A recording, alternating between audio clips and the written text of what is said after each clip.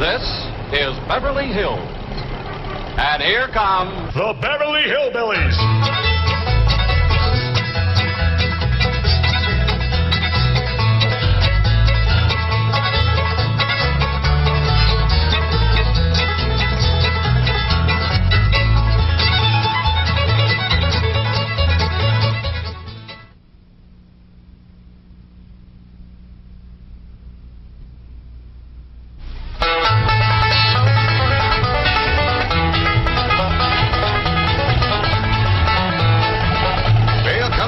Find that house we bought. House they bought? In Beverly Hills? Whoa, wait a minute, hold it.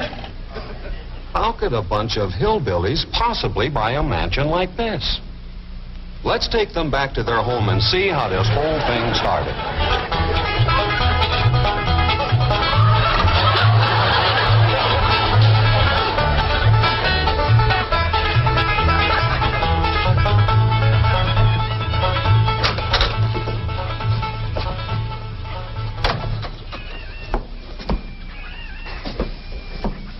Jed, you gotta do something about that young'un of yourn. How'd that happen? Fighting with a bobcat. Get hurt? I reckon so. It went limping off on 3 legs. I swear I don't know what I'm gonna do about that girl. Well, the first thing to do is to get her into a dress. She's getting too big to be wearing man's duds. Looky here. She's done popped the buttons off of her shirt again.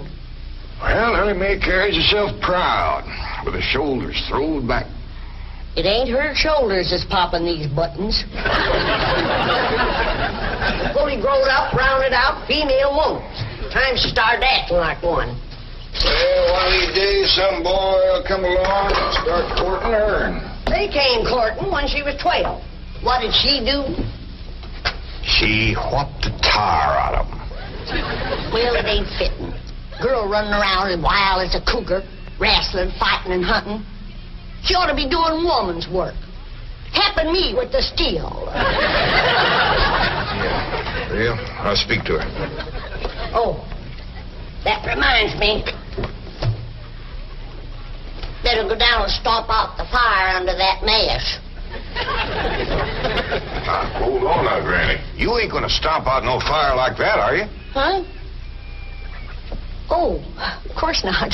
Don't want to burn my shoes. Pop?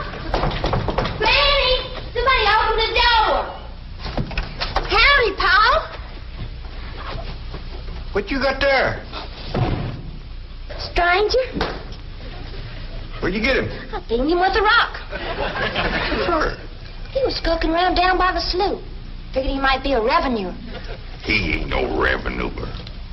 Then can I keep him? Of course not. Well, I caught him. Don't matter. Well, he won't be no trouble. I could keep him out in the smokehouse. Elly May, you can't keep people like they were dogs and cats. Ooh. Ooh, ooh. Ow, ooh, that's hard.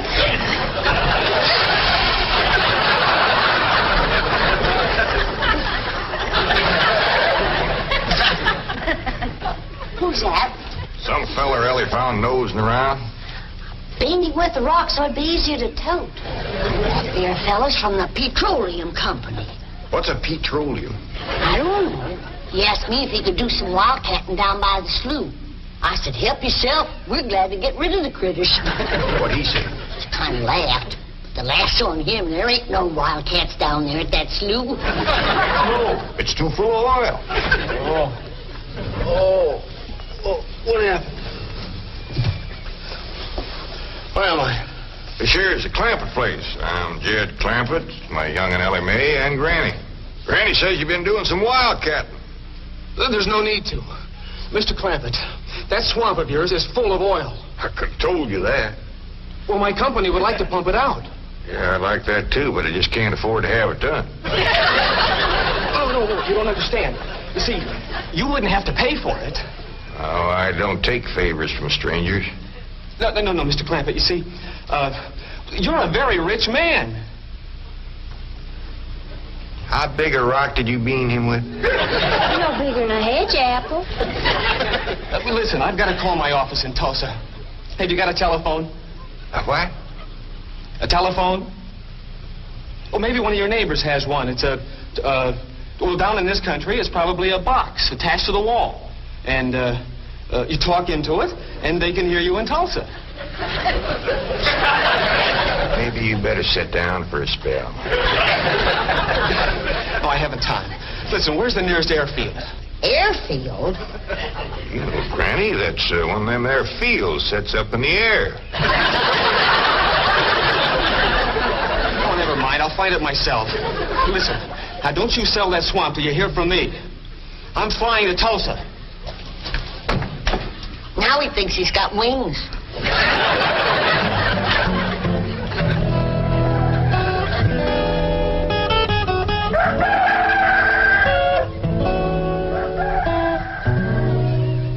Morning, Granny. Watch them buttons, child. Granny! Them pigs of yours got into the corn. Did they drink much? I reckon they did. This here little fella was kicking blue blazes out of the mule. That's the trouble with razorbacks. They such a mean drunk.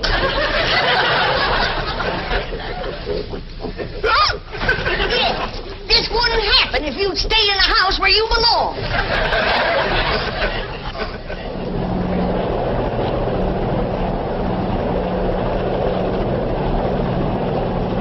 There it is, Mr. Brewster.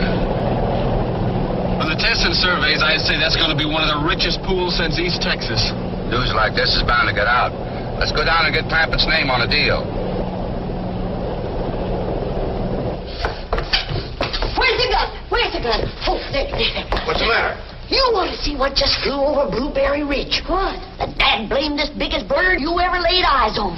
Probably just an overgrown chicken hawk. Chicken hawk nothing. That thing could make off with the hog. Hurry up, put that gun together. No room to land near the cabin, Mr. Brewster. It's too rocky and hilly. Then let's get the sling ready to be lowered. Well, Mr. Brewster, that might be dangerous. Hang the danger. We're going to be the first oil company down there if it kills you. Me? Don't worry. If it's safe, I'll follow you. Granny, I see it. There it is. Land of mercy, look at that. What you doing, Granny? That thing's only got one claw, but danged if it ain't grabbed up a man. Hurry, Pa, it's my stranger. Where is it? Just throw it on the house. I'll get it on t'other side.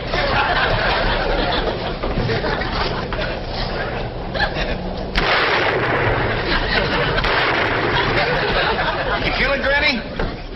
No, but I made it drop that stranger.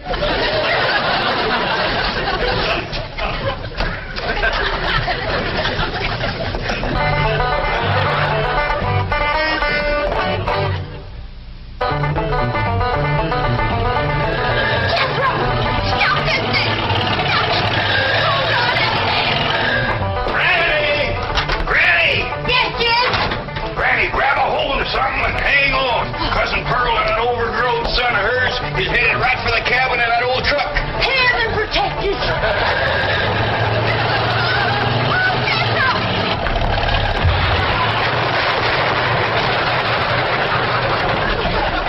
Did they hit us, kid? No, but I think they sure want the chicken house. Jed, I'm sure sorry about the chicken house, but nobody got hurt. Jethro, I told you to get rid of them worn-out brakes. I did, Ma. That's how come we ain't got none. Get on out and lift the chicken house back on its foundation. Jed? Yeah. Jed, Elly May came running over to my place, and she said you sold the swamp to some oil company. Well, yeah, I guess I did. What did they pay you for it? Well, he ain't paid me nothing yet. That Brewster fella said he'd bring the money later. How much they going to pay you? Well, he said I'd depend some on how much oil they could pump out. Well, he must have mentioned some figure. What was it? Now, Pearl, you know that old swamp won't worth shucks. Jed Clampett, you got slicker and you're ashamed to admit it. That's just what I told you. Granny, how much they gonna pay him? All right, I'll tell you. He said it runs somewhere between 25 and 100. 25 and 100? I know it don't sound like much, but Mr. Brewster seemed to set great store by the fact he's going to pay me in some new kind of dollars. There ain't no new kind of dollars. Well, it's new to me. I've heard of gold dollars, silver dollars, paper dollars, but he says he's going to pay me in, what do you call them, Granny? $1 million. $1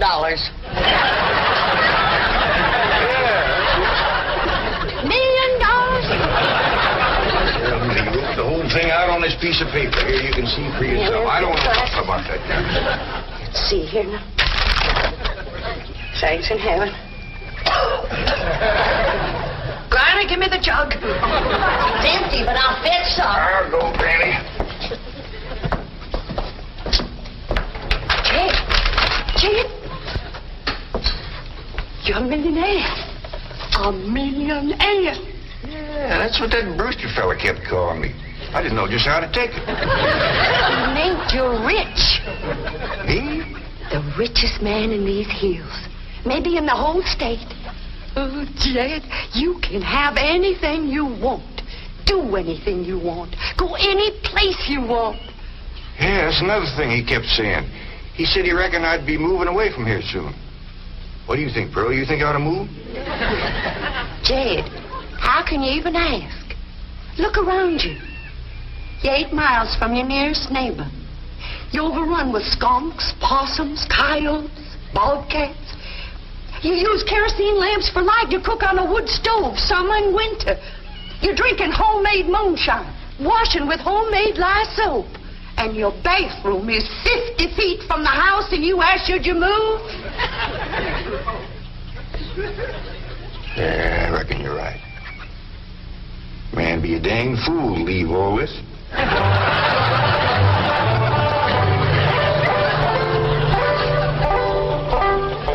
Oh, there you are, Jed. You misunderstood me. I meant you should move away. And you know where I'd go if I was you? Where? California. California? Yes, sir. Beverly Hills, California. Jed, remember the time that your pa took us to Eureka Springs to see the movie picture? Yeah. Well, the actors that make them movie pictures live in Beverly Hills. Go on. Yes, sir. Well, doggy. Ain't that be something? Living in the same neck of the woods with old town me. It sure would. And we could come visit you. You know what else they say about California? What? It don't get cold out there. What don't get cold out there? Nothing don't get cold out there. They don't have no snow or no ice. Can't they bring some in? They don't want it. That's why'd be so good for Granny. Remember last winter when she slipped on the ice and broke her hip? Yeah, poor old woman. She was limping for 2 days. Well, that couldn't happen in California because they don't have no ice. How come? I don't know how come. But Granny'd sure like it, and we could visit you.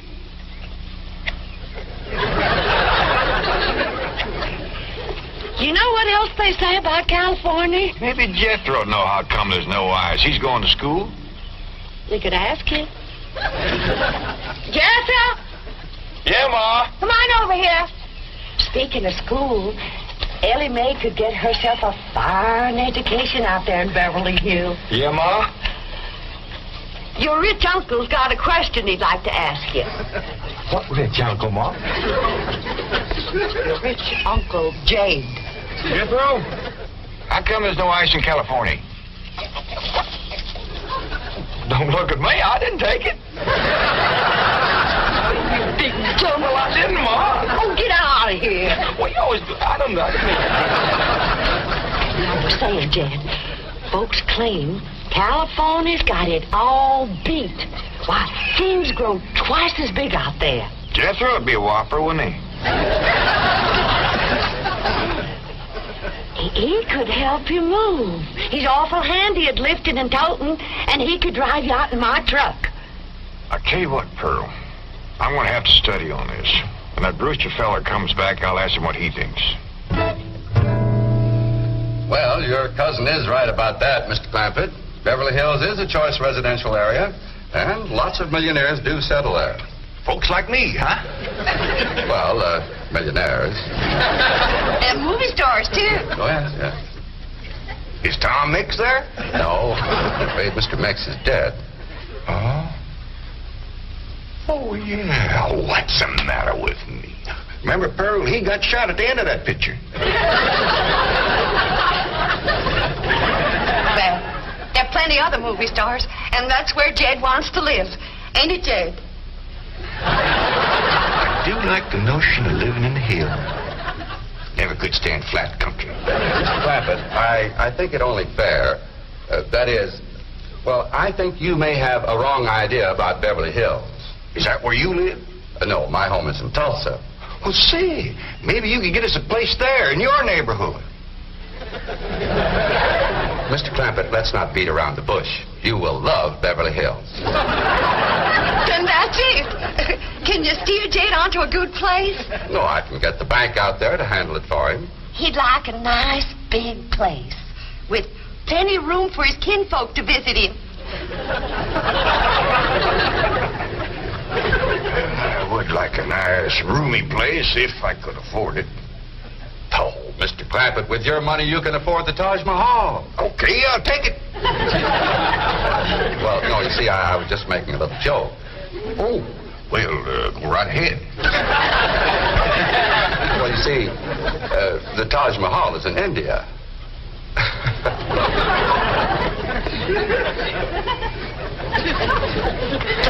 Mr. Brewster, you're a nice fella, but I've heard better jokes. Is the foreigner staying to supper? I'm ashamed to say I ain't asked him. How about it? Oh, I don't think so. Oh, no trouble. What you cooking tonight, Granny? Mustard greens and possum innards. Mm-hmm. Did you hear that, Mr. Brewster? Very clearly. Want to change your mind? Not this time. Well, if you should happen to come back tomorrow, we'll be having leftovers. That's the thing about possum innards. They's just as good the second day.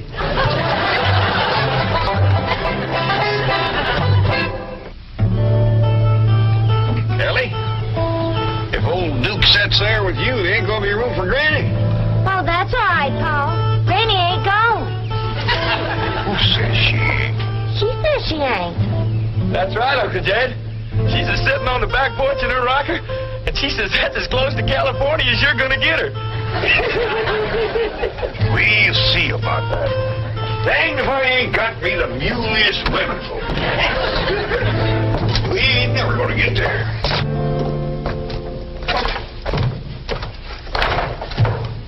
Now, what's all this nonsense about you ain't going to California? Ain't no nonsense to it. If the good Lord had wanted me in California, he'd have put me in California. Maybe he's just getting around to it. The book says he moves in mysterious ways. Well, if he moves me, I'll go. But you and Big Jethro ain't a budging me. Granny, this here Beverly Hills sounds like the kind of place you'd like. That Brewster fella says they got smogs out there. What's a smog? Well, me and Jethro figured out that's a small hog. And you heard what Pearl said. He ain't got no snow on, fella, has bought us a house in them Beverly Hills. He's in our $25 million to look out there. Well, you just chase on out after it. I'm staying right here. And I ain't afeard neither. Granny, I ain't leaving you here alone. And I ain't a budging out of this rocker.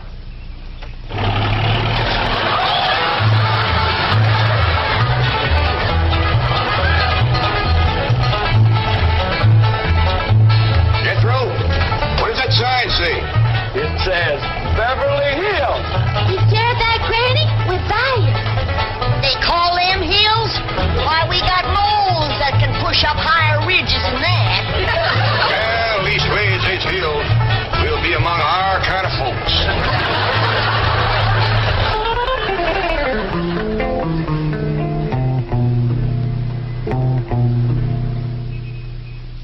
deposit of $25 million to the account of J.D. Clampett. J.D.? As in Rockefeller. Elevates us to third position in capital assets and assures our bank of... Come in. Oh, I'm sorry to interrupt, Mr. Drysdale. All right, Taylor. Well, are we all set to give the Clampetts a red carpet reception? Well, I'm afraid Mrs. Drysdale still isn't too happy, sir. Yes, I know. Oh, my wife is very upset that I got the estate next to ours for the Clampetts. Says I don't even know what kind of people they are. Do you? I know to the dollar what kind of people they are. They're my kind of people. Loaded. Taylor, have the gardeners got the grounds in order? Yes, sir. But I'm afraid that's another thing your wife is upset about. Oh? Well, you see, your gardeners have been working on their lawn all week. Why, they've mowed it, trimmed it, fed it, clipped it. I don't care if they lather it and shave it. This is the most beautiful mansion in Beverly Hills.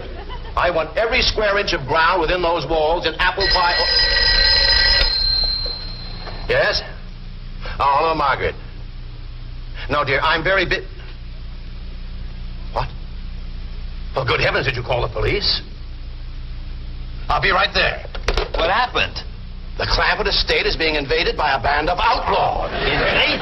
Yes, they're holding the gardeners at gunpoint.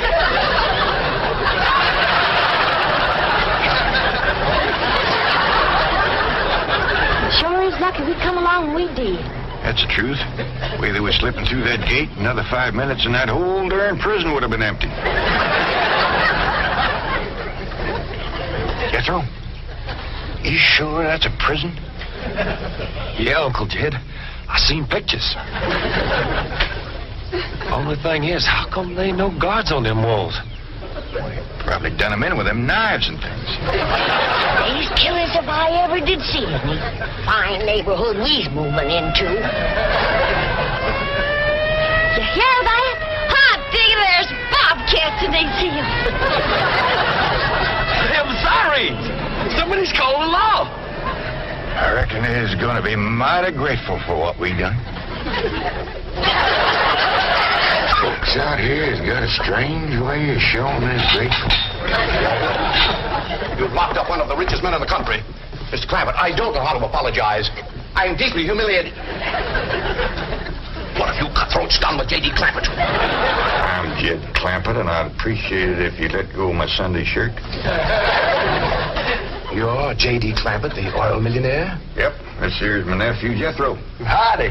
Quickly, man, unlock this cell. Mr. Clampett, on behalf of the entire city of Beverly Hills, I extend our deep and humble apologies for this unfortunate and embarrassing incident. Oh, I'm Milburn Drysdale, president of the Commerce Bank of Beverly Hills. My car is waiting to take you and your family to your new home. We want you to know how happy we are to have you, your handsome nephew, your lovely daughter, and your beautiful mother.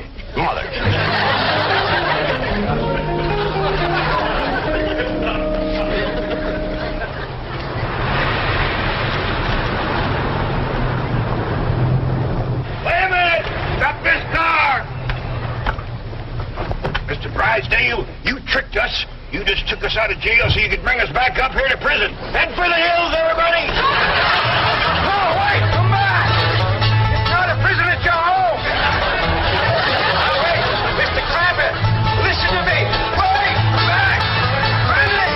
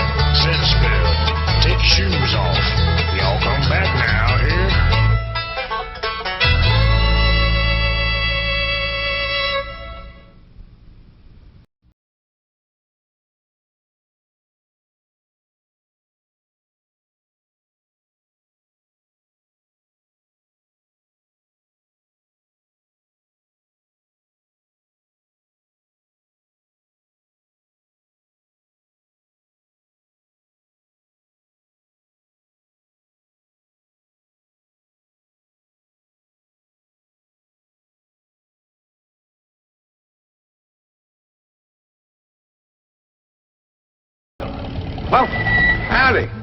Well, now, ain't that handy? That, Paul. Way the road takes a bend in here, runs right by the front door. No, Mr. Clampett, this is your driveway. It goes with the house. Is this thing a high? Oh, yes, indeed. It was built by John Barrymore, one of our finest actors. Pretty fair stonemason, too. Hey, Jed! This here is dandy soil. Fine, Granny. We'll commence plowing tomorrow. But this is Beverly Hills. Dirt is dirt. Yes, I know, but why don't we look around inside, eh?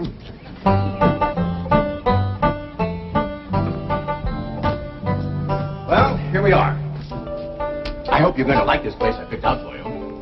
It may be a trifle larger than what you're used to, but I feel a man with $25 million in my bank should live in a manner that... Come in, this is your home.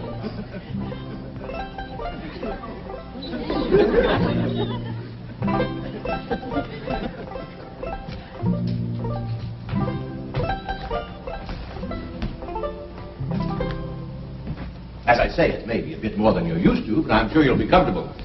Now, my secretary will be over right away to help you with the hiring of servants or whatever problems you may have. She's a very efficient girl, Miss Hathaway. Jed? Jed? Jed? You and Jethro fetching my stove so I can get some victuals to cooking? Oh, you have a beautiful stove. Thank you. Fetch it in, Jed. You scare up some wood, Ellie. No, I mean you have a stove already installed in the kitchen. Where's that? I'll show you. Excuse us. Ellie, you go with Granny. She'll still need you to fetch some wood. Sure, Paul. Uncle Jed, guess what? There's a whole nother house up here. Jethro come down from there. Like as not that belonged to somebody else. Darn. This is your kitchen. Oh, and here's the stove. The last word in food preparation. And speaking of food, you'll find everything you could possibly want stored right in here. See? Huh? Well, I'll leave you ladies to your culinary delights. Au revoir. Bon appetit. Talks gibberish. You said a great deal of store in this here stove, Granny. Well, we'll see. Ellie, you run out and fetch some wood. I'll get a fire to going in here and we'll see. Jethro, I hope it's all right for you to be missing school. Oh, sure, Uncle Jed. They ain't straight in the 5th grade. You're in the 5th grade already? Starting this year. It don't seem like no time at all since I went with your ma to get you started in the 1st grade. You was 6 years old. No bigger than that. We drove clean over to Oxford so you could go to the same school your pa went to. You wouldn't know that town today, Uncle Jed. Oxford? Yes, sir. Well, that town has growed and spread out and built up and just kept getting bigger and bigger. Where today, why, I bet you there must be at least 3 or 4 dozen people living there. A place like that's all right to visit, but I wouldn't want to live there. Do you have any assistance? No, thank you, Mr. Drysdale. We were just talking about Jethro here getting back to school. Oh, well, we have some excellent educational facilities out here, Mr. Clampett. Where do you go to school, Jethro? Oxford. Yeah, you see, Jethro's ma, that's my cousin Pearl. She married an Oxford man, so naturally Jethro, he goes to school there, too. I'm the champion crawdad eater. At Oxford? Jethro put away 3 buckets of crawdads. 4. And he's learned to cipher and everything. Cipher some for Mr. Drysdale. 1 and 1's 2. 2 and 2's 4. 4 and 4's 8. I have to take off my shoes to get any further than that. Never mind. I'm sure we're thinking of 2 different Oxfords. You see, there's one that's very, very famous and very old. That's where Jethro goes to school. Been there since pioneer days. That's how come it got its name. It's where the oxen used to ford the river. So folks took to calling it Oxen Ford, and later on got shortened to Oxford. Well, I'll be running. Oh, by the way, here are your keys. My secretary should be over very soon. Well, thank you very much, Mr. Drysdale, for everything you've been doing for us. Oh, it's my pleasure, Mr. Clampett. You see, I'm not only your banker, I'm your next-door neighbor. Well, say, how ain't that nice? Well, now, why don't you bring your missus over tonight for supper, and I'll have Granny womp up a mess of grits and hog jowl. Well, you see, right now my wife is in Boston. Well, that's too bad. When'll she be back? Not too soon, fortunately. I'll see you later. Well, thank you, Mr. Drysdale. Long. Uncle Jed, you reckon one of these days I can have me a little bitty old taste of Granny's moonshine? Now, Jethro, you know the family rule about Granny's moonshine? You get your first taste on your wedding day and not before. Well, Uncle Jed, that might be an awful long time. I ain't even got me no sweetheart. How come? Why, back home, every time I get me a girl, one of them there big fellas would take her right away from me. Maybe out here in Beverly Hills. Paul, could I please have the axe? I gotta split some wood for Granny. Bet you, Jethro. Ain't this place got a wood pile? Not that I can find, but I found a whole row of black old dead tree trunks, pretty near as high as this height. Are they kind of big for you to tackle? Well, shucks, no, Paul. They're only this big around, and all trimmed and topped and strung together with the black rope, so as no matter which one you cut, the others keep it from falling. Somebody had a right smart idea there. Just the same, I think I'd rather have Jethro do the cutting. Oh, Paul, let me. Ah, cutting trees and chopping logs ain't no work for a girl. I'm just as strong as Jethro. You ain't neither. I am so. You ain't neither. I am so, too. You want to wrestle. Darn too. Now, here. That ain't no fair fight. Somebody's gonna get hurt. Now, yeah, you see? You're getting too rough. Jethro. A person can get crippled from a hold like that. Get up from there. I can't, Uncle Jed. You turn him loose and get up from there before I take the strap to the boot. Now, here, you get out there and chop down one of them tree trunks and saw Granny some nice logs. Yes, sir, Uncle Jed. Could have whooped you if you hadn't tripped me. Happy? Come back here and sit down. I want to talk to you. Whooped him fair and square, and I'll do it again. You won't. That's what I want to talk to you about. Elly May, you're getting too big to wrestle with boys. I ain't as big as Jethro. Big that way, I mean, growed up. You're a young lady now. You gotta start minding your manners and fixing yourself up real nice and wearing dresses. Paul, folks would call me a sissy. It ain't sissy for girls to act like girls. You see, Elly, I raised you like a boy, and I was wrong to do it. I reckon every man liked to have a son, and you was my only young'un. And when your ma passed away, I just decided to turn you into a boy. By the time Granny come to help out, you was too wild to tame. By thunder, you could outrun, out-climb, out-fight, and out-shoot every boy in them hills. Still can, Paul. Yeah, but it ain't fitting. It ain't right for folks to go against nature. Now look at old Duke here. Reckon we could turn him into a cat? Of course not. That's right. Because nature made him into a dog. It's the same way nature made you into a girl. Here lately, she's getting more and more positive about it. You mean my ears is grown? No, nothing like that. You're pretty.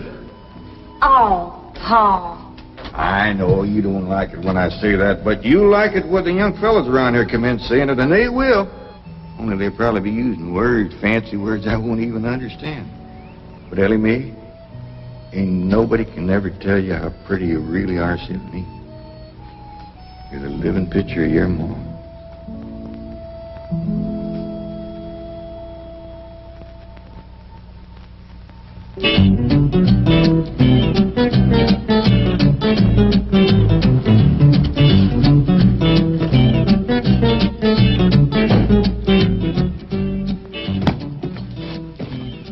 still here? I thought you were going up to the Clampett estate. I didn't think it prudent for us both to be absent simultaneously. In the event of crises... The only crises you have to worry about right now is keeping Mr. J.D. Clampett happy. Now get up there. Tell me, how did you like the flamingos?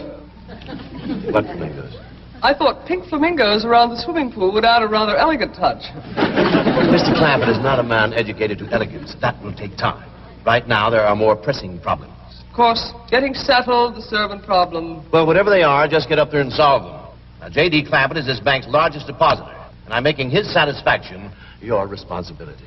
I accept the mantle of responsibility with which you have cloaked my shoulders.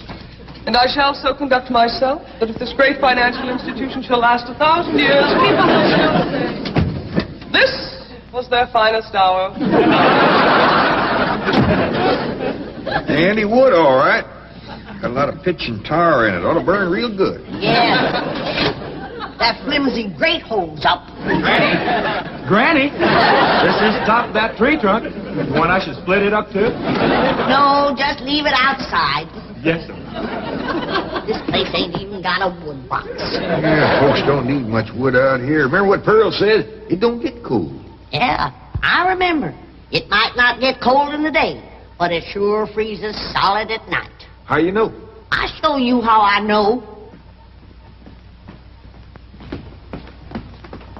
Every bit of food in this here storage bin is froze harder than a rock. Yes. Look.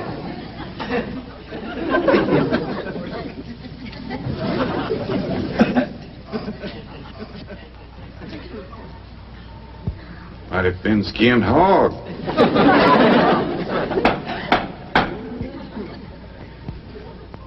But I'll be doggone. Take me 2 days to thaw out that ham before I can ever cook it.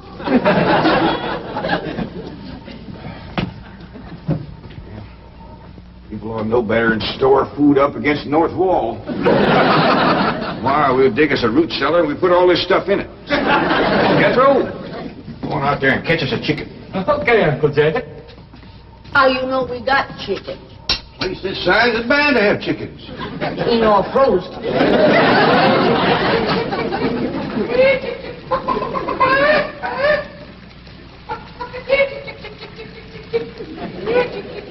Chick, chick, chick, chick, chick, chick, chick.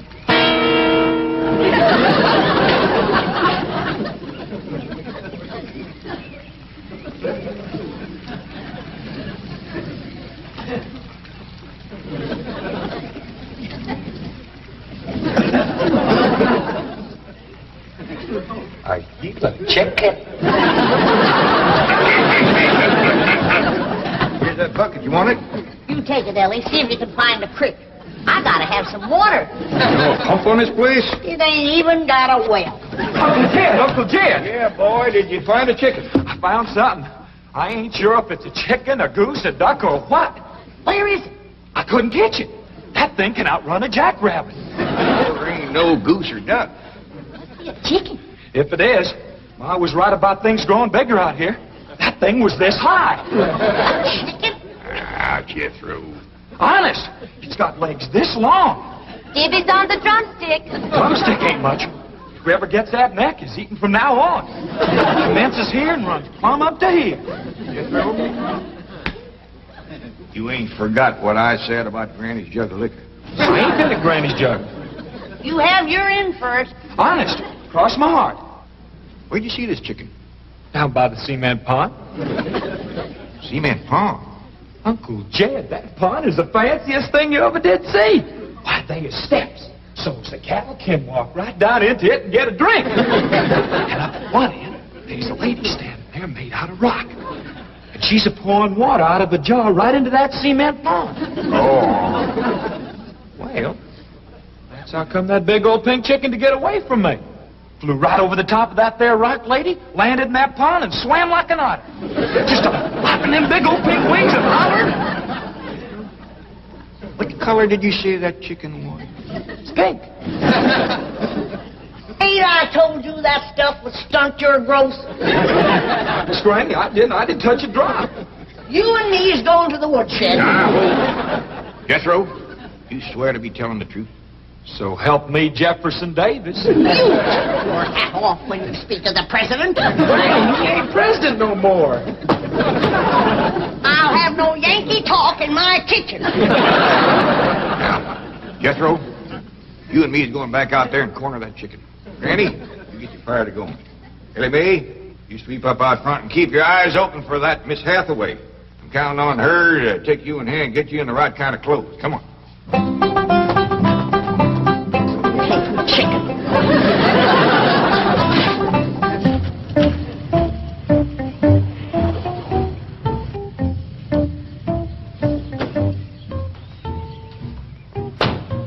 You there, young man?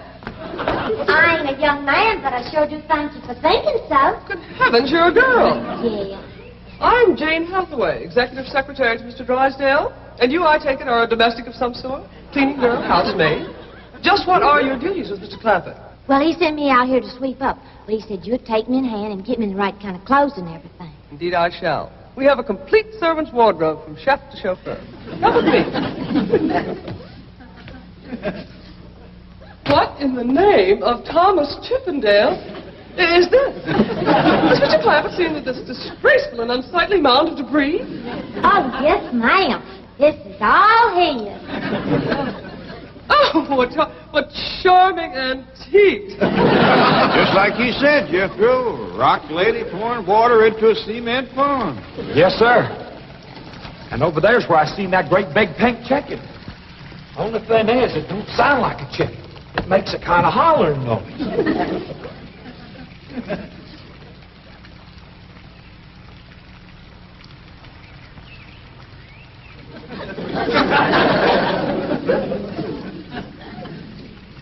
Reckon you'd make a hollering noise, too, if you was to lay an egg like that. Man, oh, man. That's what I call an egg. Well, you won't have to worry about food now. Wait till she cooks this.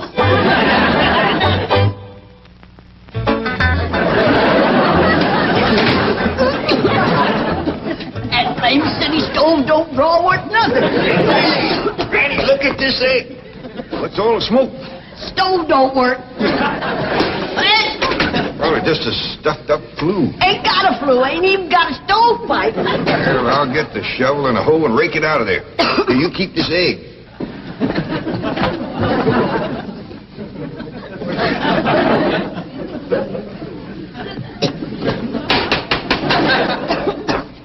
Just like everything else out here.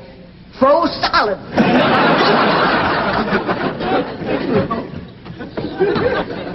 Really, my dear, you look quite charming. Well, I feel like a dead blind Oh. fool. Just a moment. Yes, stop now. I'll be right back. Oh, that was my Pa. I take it he's a gardener. Oh, yes, ma'am. Pa just can't wait to commence gardening. Perfect. However, as though I admire his enthusiasm, I must forbid him access through the main entrance. Now, tell me about the rest of the staff. Is there a chauffeur? A what? Someone who does the driving. Oh, yes, ma'am. That's Jethro. Of course, I don't reckon he can stay around very long. He's got to get back to Oxford and go to school. Oxford? He attends Oxford University? Well, he just calls it school. Pa went to school there, too. Oh, yes. Old school time. Great pride, those Oxford men. Sorry I couldn't stop before. Granny was having trouble in the kitchen. Pa, do I have to wear this here stuff that Miss Hathaway... No, there can be no appeal from Mr. Clampett's orders. Thank you, ma'am. Glad to see you taking the firm hand. Elly May, that's right pretty. Makes you look taller. She's got me walking on pegs. Well, run in and show Granny. And get rid of those old clothes, dear. Granny, I presume, is the cook. Yes, ma'am, but she ain't too happy about it right now. I shall deal with her directly. Now, let's see. Maid, gardener, cook, chauffeur. Oh, I understand Jethro is an Oxford man. You bet he is. I'm quite anxious to meet him. Don't blame you. Fine-looking young feller. Single, too. And he's on the lookout for a girl. Oh. I am only interested in the intellectual rapport which I would naturally have with an Oxford man. I presume you went to Eton as a boy. If I know Jethro, he went to Eton the minute he was born. Yes, of course. I suppose his father matriculated him.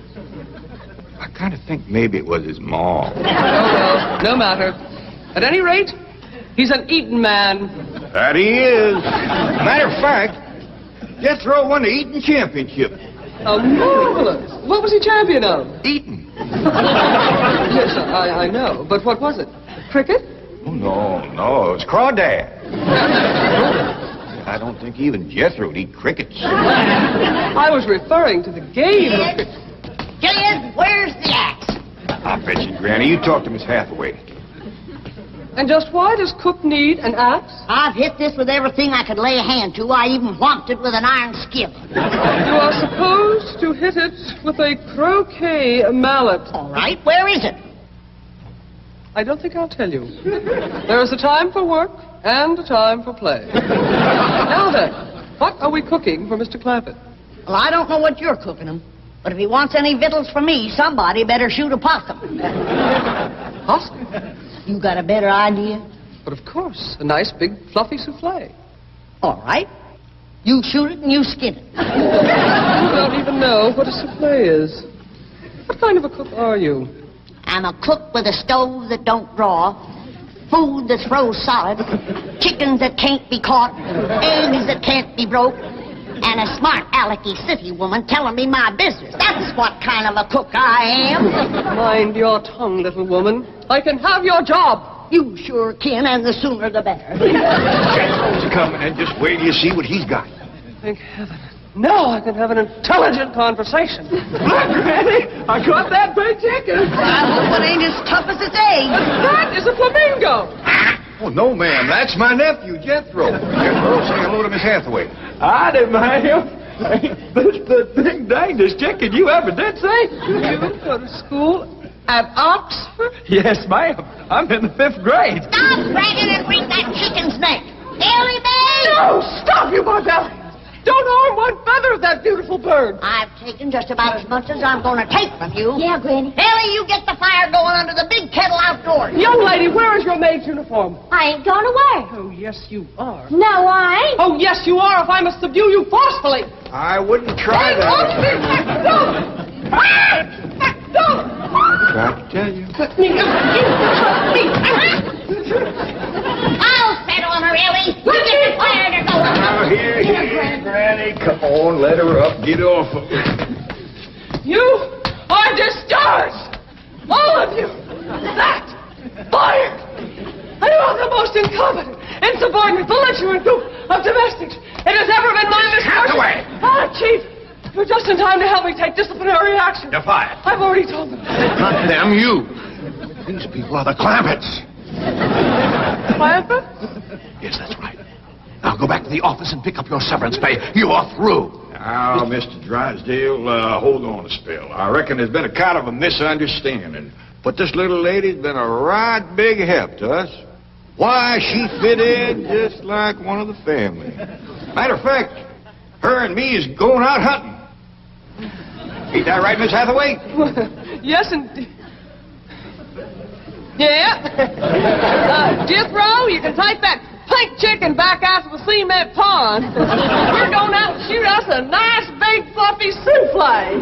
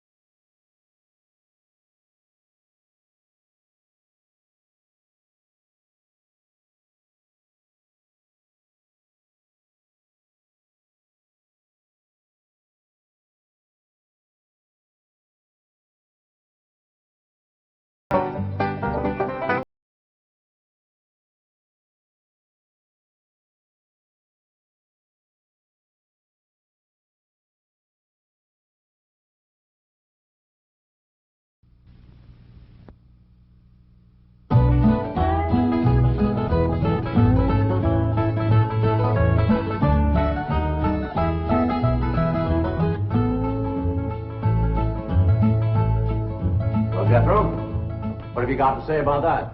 I didn't bust it, honest. He's telling the truth, Mr. Drysdale. It was hanging in pieces like that when we moved in. Yes, sir. No, it's supposed to be like that. It was made that way. It's been like that for 200 years. 200 years? Hey, this house is older than it looks.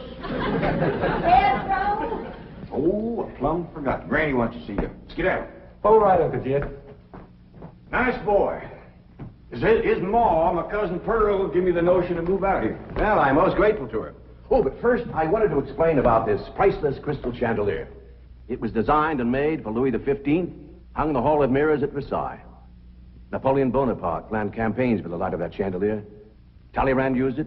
Wellington, Disraeli, Bismarck, Wilson. Mr. Drysdale, we're just plain folk. We don't mind a few things being secondhand.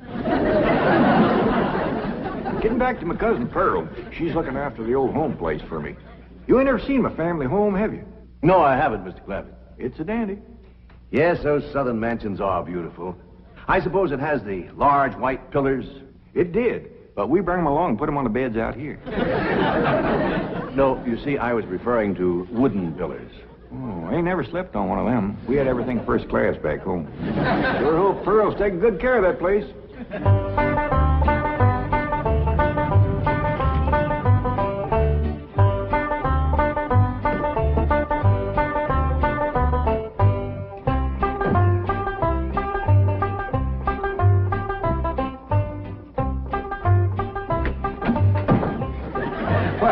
Hello there.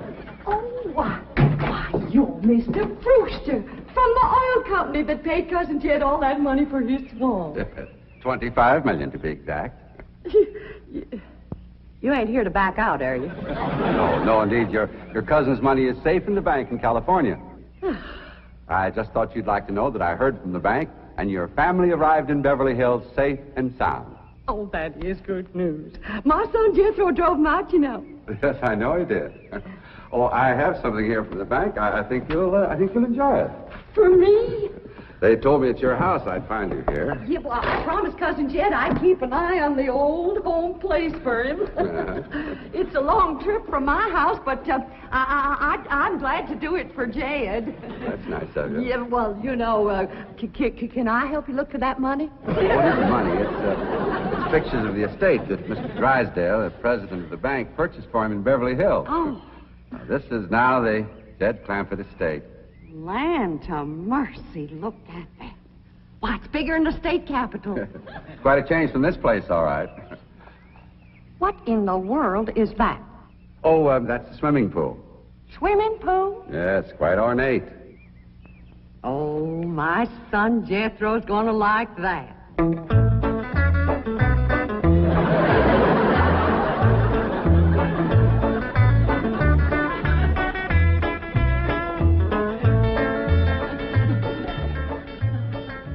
Granny, when we's done washing, can I go swimming here in the cement pond? Of course not. I don't allow nobody to splash around in my wash water. Ain't there no place else you can wash? This cement pond's the only water we got. Place ain't got a well, it ain't got a creek. Ain't even got a rain barrel to catch what comes out of the sky. Oh, and that banker fella seen me unloading your wash tub and scrubbing board. He said, why, you can throw that away. We don't use them things here in Beverly Hills. Now, you listen here to me, boy. I don't care how other folks live in Beverly Hills, but us Clampetts is gonna be clean. Yes, ma'am. May not have it as nice as we have it back home in the cabin. Trump right in the house and everything. But we ain't gonna lower our standards. No, ma'am. Here, wrench these things out for me. We gotta get this tub back to the kitchen for Ellie's bath. Yep. Being clean is a strict rule with your Uncle Jed. Let me look you over. Many the time we've been down to our last piece of fat. I'd say, shall I cook it to eat it, or shall I render it down for soap? He'd say, no, render it down for soap, Granny. The Lord will feed us poor folks, but we gotta do our own washing. But Uncle Jed ain't poor now, Granny. He got $25 million. How long do you think that's gonna last if we go throwing it away on store-bought soap? Waste not, want not. Now, here's a view of the entrance hall. My stars and garters. Why, it's a palace. Whoever would have thought that my cousin Jed would be living in an estate like this? Well, the credit is yours. You're the one who talked him into moving. Oh, well, I put the notion in his head. But it was really kind of Elly May when. Yes, his daughter will have a wonderful life as a Beverly Hills debutante. Can't you just see that beautiful girl descending this magnificent stairway? I sure can. Oh,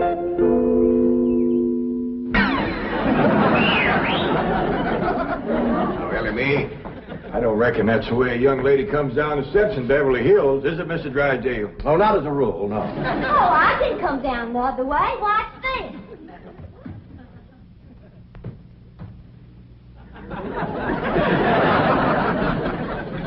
How's that?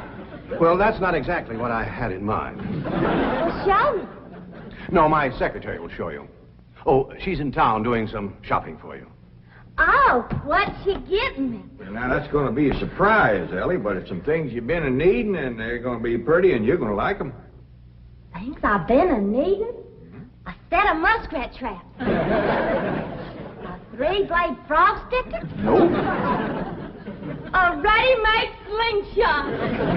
Now, Ellie, you way off the track. Now, you wait till Miss Hathaway gets here, and you'll see. Yes.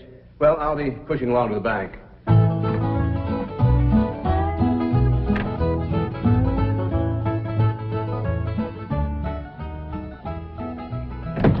Now, don't you worry about your daughter, Mr. Clampett. When my secretary gets through with her, you'll think she's been to finishing school. I sure wish my cousin Pearl was out here, fixing Ellie up. She's a whiz at fancy sewing. Oh, is she a dressmaker? That woman can make anything. Why, she can pick up a handful of straw, and before you know it, she's made a hat. That's remarkable. So she's a milliner.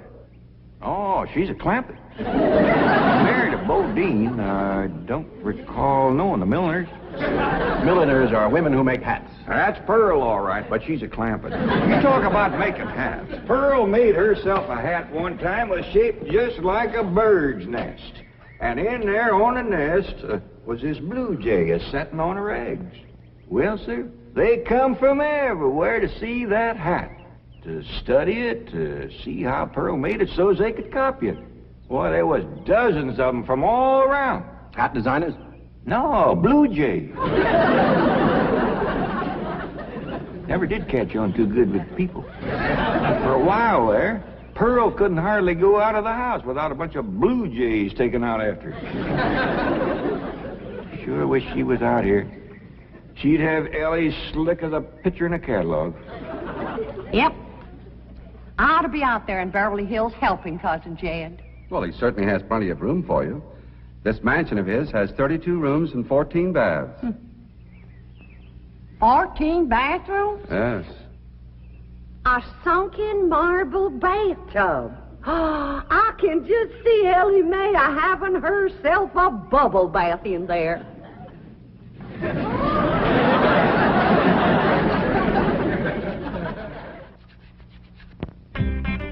I tell you, Mr. Brewster, the more I see of these pictures, the more I want to get out there and help Cousin Jed.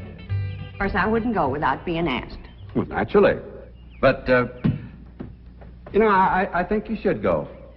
I've been asked. Well, now, it's not exactly my province. Well, why don't you telephone your cousin and talk to him? Oh, why, they ain't a telephone within 40 miles of this place.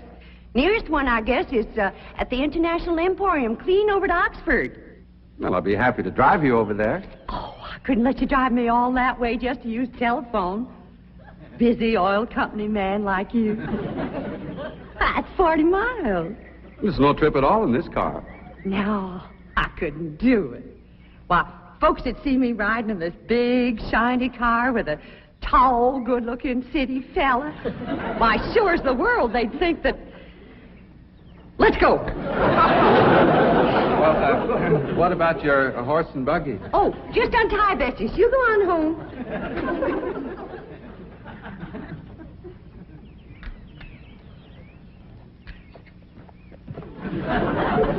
Well, Bessie's headed for home, all right. Mrs. Bodine, how long has your buggy been hitched there? About an hour. Why? Why, Blue Jay built her nest on the seat. and she was sitting on her eggs. Oh, shoot. I wanted to wear that.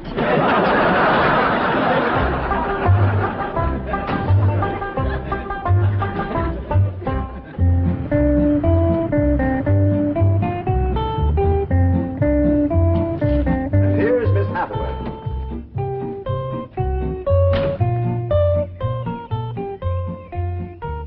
Mon capitaine, je suis traiteur. Fine. Ready for Elly May? Gentlemen, aided and abetted by the gossamer garments, exotic lotions, and other feminine appurtenances within these cartons, I am ready to assume the role of Pygmalion and transform that barefoot galatea into a striking and sophisticated paragon of Beverly Hills literature. That's yes the hard way. Well, duty calls. I leave you in capable hands. Goodbye, Mr. Clampett. Thank you, sir. Chief? Well, that sure is neighborly of you, Miss Hathaway. You reckon you can handle Elly May? Uncle Jed, Granny says... Oh, howdy, Miss Hathaway. No. Bonjour, Jethro. Here are them things in for Miss Hathaway, Jethro. I think she kind of likes you, boy. She does? Well, I can't take them into the house. That's what I come out here to tell you. Granny says that all the men folks got to stay out of the house while Elly May's taking her bath. Oh. But isn't Elly May bathing in the privacy of her own bedroom suite? Hear what she called you? Sweet. What's the matter with him? Why doesn't he answer? Well, he's just a little shy, I reckon. Ask him again. Is Elly May in her bedroom suite? No, she ain't, darling. Never mind, I'll find her myself. Uncle Jed, I got me a girl. You sure have, boy, and a city girl, too.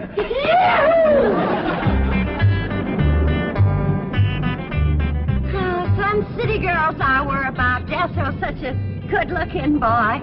Every girl in the 5th grade was after him.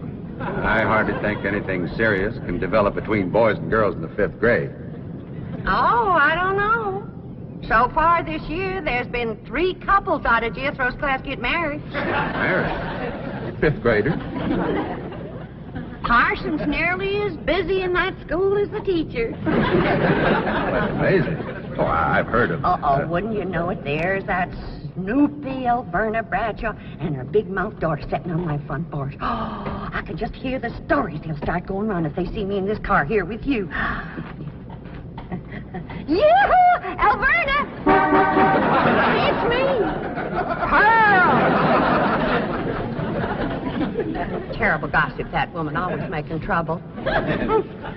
She tried to talk Granny out of going to California. She ought to see Granny now. Living like a queen in that Beverly Hills mansion.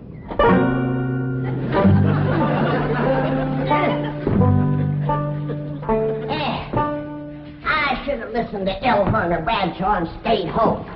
We had a pump right in the house. Didn't have to tote water a quarter of a mile. Oh, you ready to get rinsed off, Elly? Well, not yet, Granny. Should have washed my hair. No, you better wait till I can catch some rainwater. That pond water smells like it's got medicine in it. I wondered why there's no fish in that pond. Yeah, I reckon that water killed them fish. But don't you worry. My lye soap will kill anything that killed them fish. Have you seen... What in the world's going on here? Well, there's a bath going on. That's what's going on. Howdy. But I don't understand. Well, then somebody ought to explain it to you, sissy woman. You see, first you heat some water.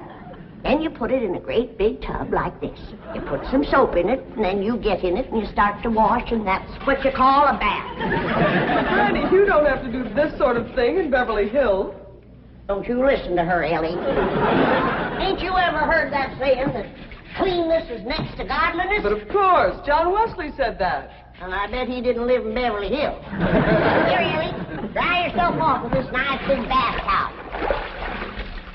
My girl, I'll rinse off that old lye soap. Lye soap? Did you say lye soap? That's right. I make it myself. But that will ruin this beautiful girl's delicate skin. I've been washing with it for 72 years. Look at my skin. It's like leather. Yeah. Nice, ain't it? Granny, I hope you will forgive my momentary bewilderment at this primitive form of ablution, but please let me explain. Well, first explain what you just said. Well, Elly May has a beautiful big bathtub upstairs. Upstairs? It was hard enough carrying the water in here. I ain't going to tote no water upstairs. You don't have to. There's a big, beautiful... Haven't you been upstairs? No. Jed said that probably belonged to somebody else. Ain't that right, Ellie? Yeah. Paul said he heard tell that folks sometimes live one family right on top of another. But that's only in apartment houses. This entire house belongs to you. And each one has his own individual bedroom suite. Come along and let me show you. And also the lovely things I brought from town. Yeah, you go ahead. I'll be up directly. What all did you bring from town? Everything, Ellie. Everything from chapeau to pumps. Pumps! Praise the Lord. Now I won't have to tote water. Jethro? Yeah, Uncle Jed? Now, you're going to be keeping company with a girl. Is there any questions you like to ask me? What kind of questions? About girls. How much you know about girls? They softer than boys. Yeah, I reckon.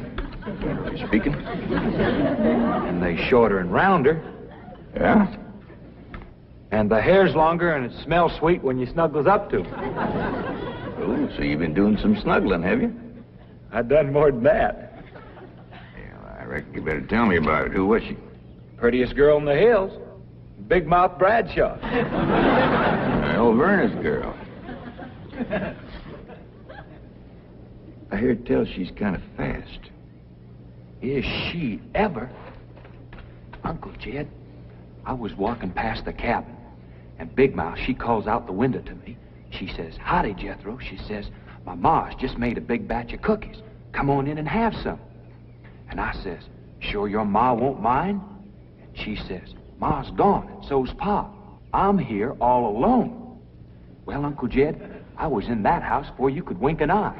Can't say as I blame you. No sooner was I inside, the Big Mouth, she puts a music record on the phonograph machine and commences to sashaying around, a twisting and a turning. Dancing? Yeah, I reckon so. Anyway, she says, "Put your arms around me, Jethro, and I'll teach you the two-step." What'd you say?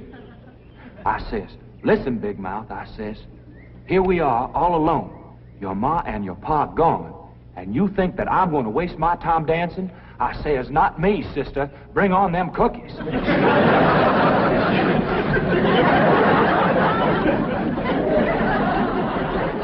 What'd she say? Well... Jed, you and Jethro can start digging the well. That city woman brought us some pumps. That's fine, Granny. We'll get right to it. What'd that Bradshaw girl say when you said bring on them cookies? Well, she just held up them cookies like this here. Kind of blinked her eyes at me and said, "Jethro, which do you think it tastes sweeter? These here cookies or my lips?" Well, Uncle Jed, right then and there is when I found out she was fast. I grabbed them two cookies, and it took me 2 miles to outrun that gal.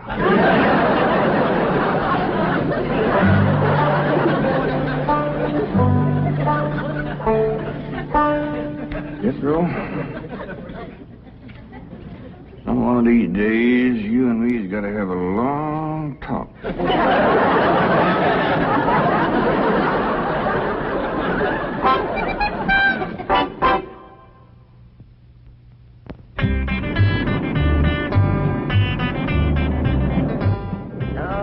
Yes, he's a lady killer, that bar mine. While Verna Bradshaw's daughter traced him all the way home one day. Sounds like Jethro has a lot of charm and sex appeal. Oh, he has. It's funny how a daughter can take after her father and a boy can favor his mother. Yes.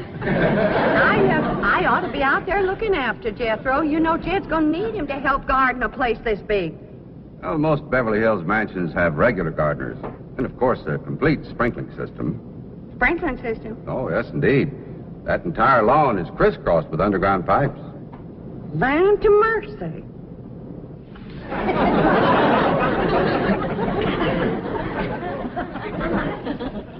By thunder, Jethro, there's water all over this property. Ain't too deep, neither. I know. Should I commence the digging?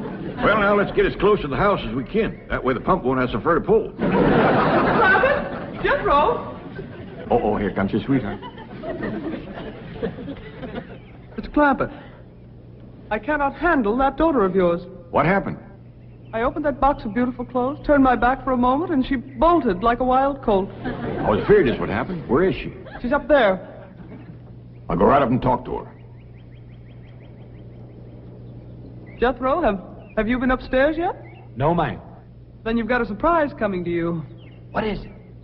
Your sweets. So are you. No.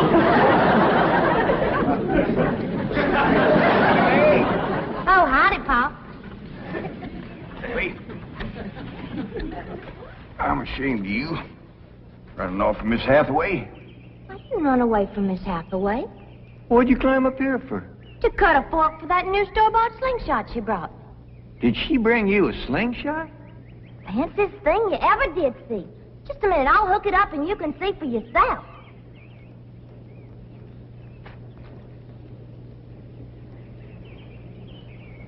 Look at that. Doggone. A store-bought, lace-trimmed, double-barrel slingshot. Ain't it a doozy? I don't know how good I can aim it, but it'll sure throw a heap of rocks. Yeah. They really need me out there. Why, I could work wonders for Elly May with my fancy sewing and beauty secrets and hairstyling and everything. Of course, I had to learn all those things, not having a husband to support me. Didn't you say it was 40 miles to the town of Oxford? That's right. Well, we've already driven 110 miles. Land to mercy, I forgot to tell you the turn off. Well, long as we come this far, maybe we ought to go right on to California.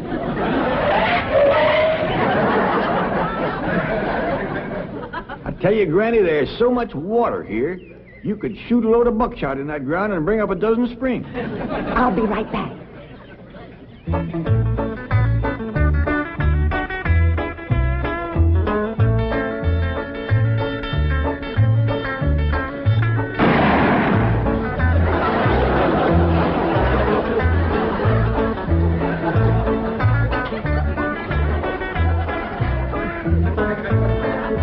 I ain't never missed yet.